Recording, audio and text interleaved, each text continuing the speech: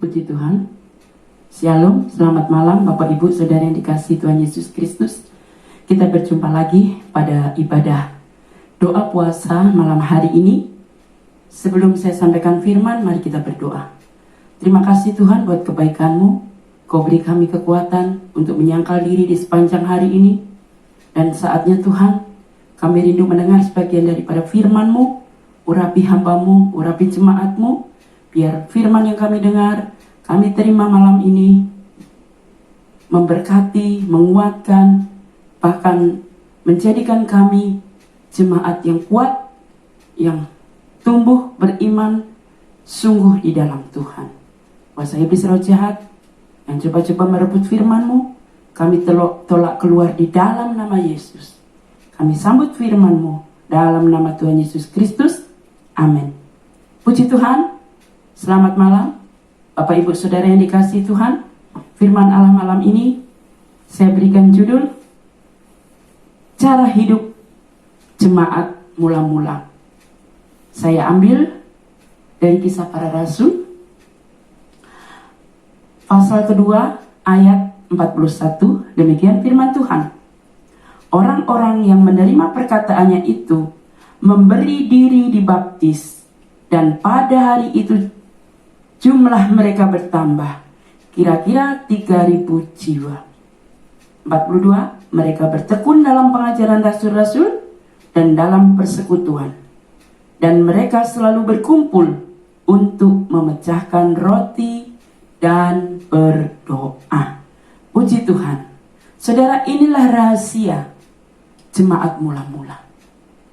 Bagaimana jemaat mula-mula ini tidak terdiri dari orang-orang hebat, pakar-pakar teolog, tapi orang-orang sederhana. Namun, mereka mampu memenangkan jiwa-jiwa. Mereka kuat walaupun banyak tantangan. Rahasia yang pertama adalah jemaat mula-mula. Mereka menerima firman Tuhan. Dari ayat yang ke-41 tadi. Mereka jemaat yang mau menerima firman. Hari-hari ini banyak sekali orang yang sudah enggan untuk membaca firman.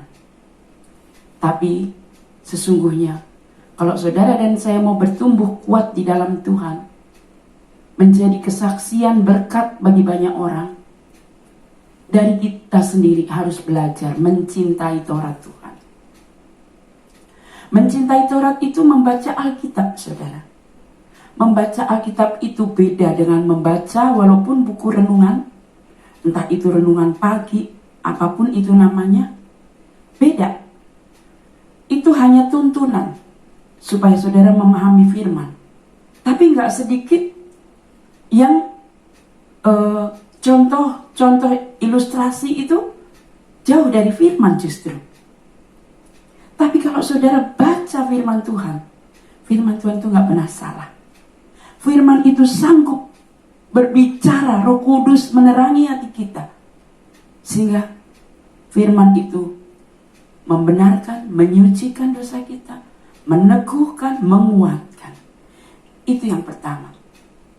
Sehingga saudara tanpa kita sadari, kalau kita merenungkan dan mencintai Tuhan, ada dampak.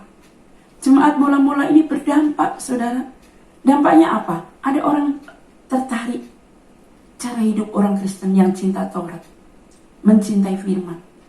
Dari 120 orang yang di loteng Yerusalem itu bertambah jadi 3.000. Pasal yang keempat dari Kisah Rasul bertambah lagi jadi 5.000. Dan bertambah sampai hari ini. Gak bisa lagi dihitung ya, hari ini. Itu semua karena apa? Ada orang-orang yang mencintai Taurat Tuhan, mempertahankan baca Alkitab tiap hari. Yang kedua, saudara, gereja mula-mula mereka memiliki kehidupan doa. Doa itu sangat penting. Tanpa doa, kita tidak akan bisa melakukan segala sesuatunya dengan baik, dengan pimpinan Tuhan. Biarlah kita mau senantiasa mewarnai hari kita, mengawali hari kita dengan doa. bangun tidur saat kita berdoa pagi, maka sepanjang hari itu hidup kita akan merasakan tuntunan dan pimpinan Tuhan. Doa jemaat mula-mula itu di loteng Yerusalem, itulah awal lahirnya gereja. 120 murid berdoa bersama-sama. Mereka dipenuhi dengan Roh Kudus. Kalau jemaat mula-mula mengawali pelayanannya dengan doa, apalagi hari ini, saudara dan saya, kita hidup di akhir zaman. Tambah hari dunia ini tambah jahat. Mari kita mau mengingat pesan dari Rasul Paulus. 1 Tesalonika 5 ayat 17 dikatakan, tetaplah berdoa. Saudara, kalau kita mau meniru, mengikuti cara hidup jemaat mula-mula yang kuat, yang pertama tadi, menerima firman. Yang kedua, doa. Lukas 18 ayat 1-8, Tuhan Yesus mengajar murid-murid agar apa? Berdoa dengan tidak jemu-jemu. Pada zaman rasul-rasul, mereka juga berdoa tidak jemu-jemu, saudara. Kalau saudara ingat, Petrus dan Yohanes ketika menyembuhkan orang lumpuh, itu mereka sedang berjalan menuju ke rumah Tuhan. Untuk apa? Berdoa. Zaman itu, zaman rasul-rasul, mereka berdoa itu sehari 3 kali. Seperti Daniel kan juga, Nabi Daniel, di sana dikatakan Daniel berdoa di kamar tingkap atas seperti biasa 3 kali sehari. Biasanya mereka berdoa jam berapa? 9 pagi, jam 12 siang, jam 3 petang. Tapi kita nggak ditentukan oleh itu, saudara. Kalau kita kan biasa berdoa bangun tidur pagi-pagi, besok pagi. Sempatkan untuk berdoa. Mungkin kalau kerja di kantor, siang pas istirahat, siang bisa berdoa lagi. Malam sebelum menjelang tidur, kita bisa berdoa. Atau tengah malam terbangun, kita bisa berdoa. Mau 4 kali, mau 5 kali, mau 7 kali, tidak ada batasan. Yang penting kita berdoa. Tetap berdoa dengan tidak jemu-jemu. Doa orang Yahudi itu 3 kali dalam sehari. Gereja mula-mula tidak ada sponsor, tidak ada lulusan teologi. Bahkan rasul-rasul itu ada yang mantan pemungut cukai, orang-orang yang tidak baik. Tapi ketika mereka terima Tuhan, mereka bertobat, mereka bisa dipakai Tuhan luar biasa. Karena apa? Doa. Juga gereja mula-mula itu terdiri dari orang-orang biasa, loh, saudara. Lihat murid-murid Kristus saja kebanyakan nelayan. Ada petani, makanya Tuhan Yesus beri perumpamaan tentang penabur. Banyak juga orang miskin. Walaupun tidak sedikit juga orang kaya yang rela menjual miliknya untuk dibagikan kepada saudara-saudaranya yang lain. Jadi saudara, dasar berdirinya gereja bukan karena ada konglomerat, bukan karena ada orang pintar. Walaupun konglomerat orang pintar itu diperlukan dalam pelayanan, tapi gereja lahir dari ketaatan orang kepada firman Tuhan. Dan yang kedua dari doa. Efesus 6 ayat 18-19. Singkatnya di sana garis besarnya adalah berdoalah untuk orang-orang kudus. Saudara, malam ini di jam doa, sering kita jemaat GPDI Pendidikan Pondok Mata selalu berdoa syafaat. Doakan gembala saudara, doakan pelayan-pelayan Tuhan, doakan juga hamba-hamba Tuhan di seluruh pelosok, kalau perlu seluruh dunia, pemberita Injil di seluruh muka bumi ini, agar Tuhan beri keberanian, agar Tuhan beri urapan, sehingga mereka tidak takut menghadapi tantangan. Seperti bunyi ayat di dalam Efesus 6 ayat 18-19 ini. Agar mereka diberi keberanian untuk memberitakan kabar baik, yaitu Injil. Itu yang kedua. Yang ketiga, saudara, gereja mula-mula adalah jemaat yang haus dan lapar firman Tuhan. Adakah kita memiliki rasa haus dan lapar kepada firman Tuhan? Seperti halnya kita kalau lapar, kalau belum makan kita belum puas. Haus, kita belum ketemu air minum, ya kita akan terus cari sampai ketemu. Apakah kita memiliki hati yang seperti itu? Saat kita rindu firman, kita berusaha untuk mencari firman. Ada rasa lapar. Jiwaku haus, haus akan kasih-Mu. Jiwaku rindu, rindu akan cinta-Mu. Siramilah tanah hatiku yang kering ini, agar cinta-Mu bersemi di hatiku. Firman Tuhan itu bagaikan benih yang ditabur di tanah hati kita. Bisa tumbuh, bisa berbuah. Saat kita haus akan firman, maka kita akan mencari firman hidup itu. Yesus ketika dicobai oleh iblis di padang gurun, dalam Matius 4 ayat 4, tetapi Yesus menjawab, ada tertulis, manusia hidup bukan saja dari roti, tapi dari setiap firman yang keluar dari mulut Allah. Saat iblis menawarkan Yesus ketika lapar dan haus, kamu kan anak Allah, coba ubahlah batu itu jadi roti. Yesus bilang apa? Ada tertulis, manusia hidup bukan hanya dari roti, tapi dari setiap firman yang keluar dari mulut Allah. Saudara, jadi kalau saudara baca Alkitab ini, mendengarkan firman Tuhan yang adalah Injil sepenuh, jangan merasa bosan, saudara. Anehnya hari-hari ini banyak orang tidak lagi mencintai firman yang Alkitabiah, tapi mereka mencari apa? Khotbah-khotbah yang lucu, ya, yang banyak filsafat-filsafat, dongeng-dongeng yang enak didengar telinga. Bahkan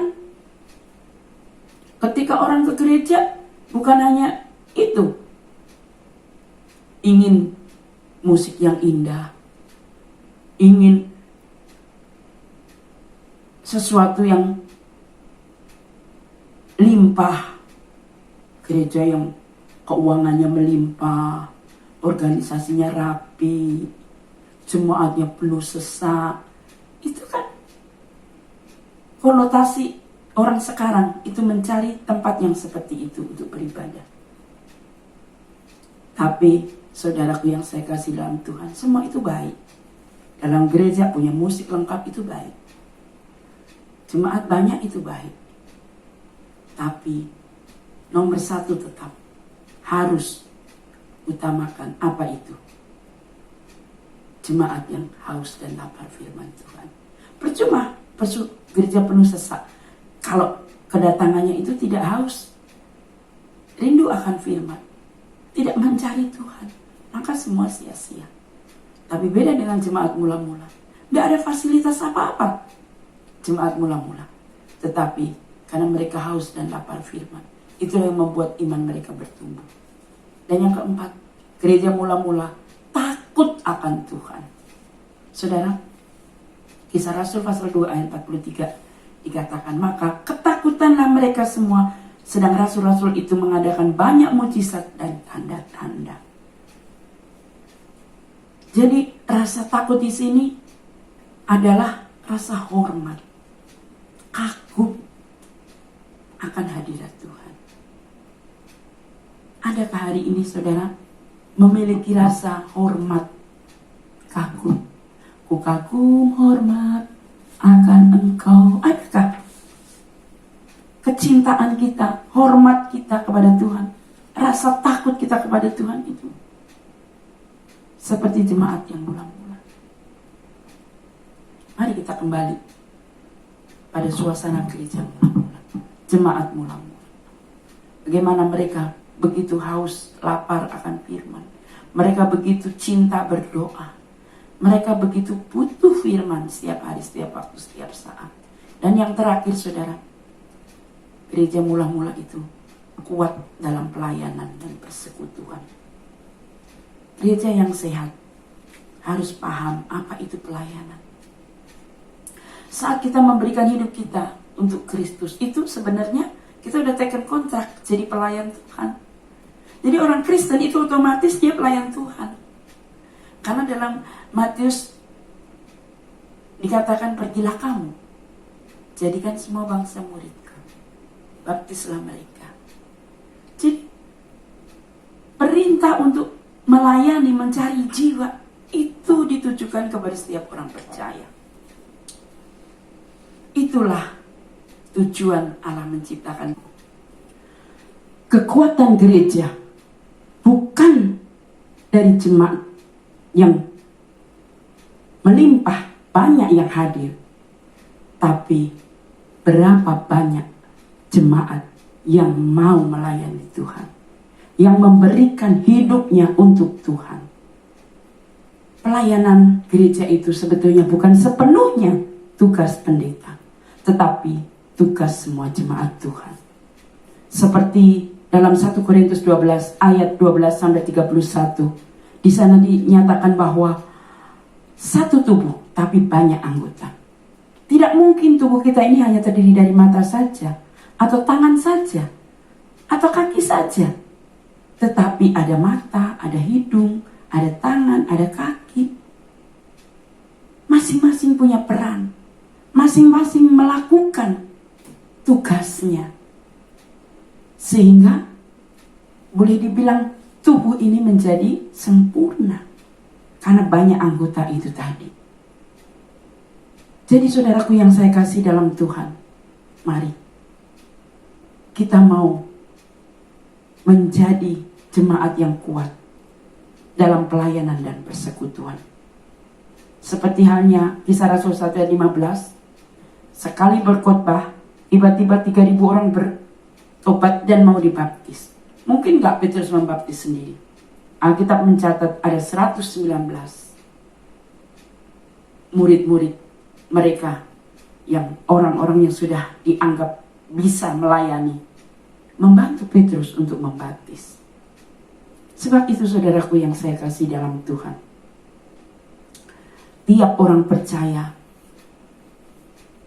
tidak harus jadi pendeta, tetapi harus mau terlibat dalam pelayanan. Semua pelayanan itu penting. Mau dia berkhotbah, penting.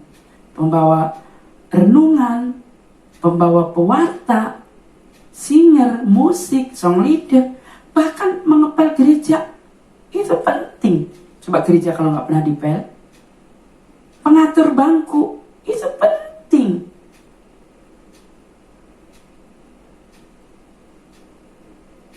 Memberi ide, solusi, ini supaya kelihatan bagus bagaimana. Ide-ide seperti itu kan bukan selalu harus datang dari pendeta. Oh, ini kalau dikasih bunga-bunga di depan nih bagus.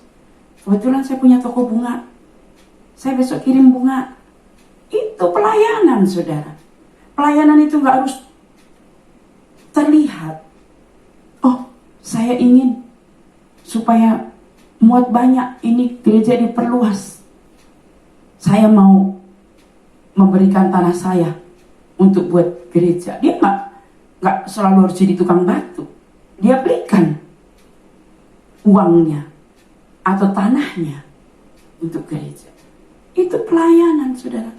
Masing gereja punya talenta. Anggota jemaat punya perannya sendiri-sendiri. Kalau hari-hari ini di Indonesia sedang terjadi kegerakan, orang muda melayani di bangsa-bangsa. Yang pergi orang muda. Emang dia punya duit? Duitnya siapa? Jemaat. Ada yang konglomerat, ada yang orang kelebihan uang, bahkan orang pas-pasan, tapi dia rindu pelayanan misi. Uangnya dikasih, tetapi itu namanya dia juga sudah terlibat dalam pelayanan misi.